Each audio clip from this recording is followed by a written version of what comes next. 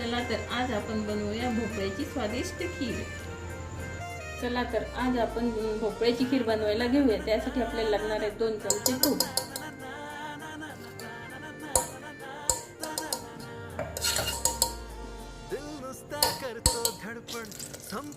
आता आपण या तुपामध्ये भोपळा घालूया बारीक चिरलेला।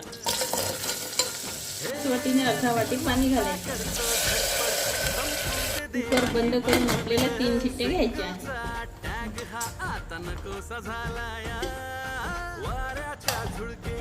बघा अशा प्रकारे आपलं पोळ शिजवून घेतलेलं आहे आणि ते आता आपण मिक्सरच्या पातेल्यात काढूया।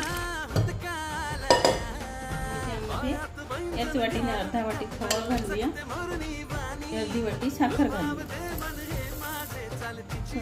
आता याला आपण ग्राइंड करून घेऊया।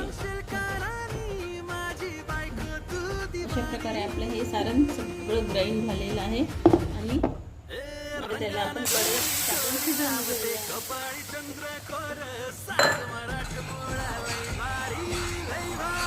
अशा प्रकारे आपण 15 मिनिटे याला शिजवून घेऊया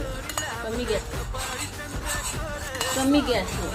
हे आपलं शिजवून झाल्यानंतर आपण त्यामध्ये त्याच वाटीने 1 वाटी फुल फॅट दूध घालून घेऊया।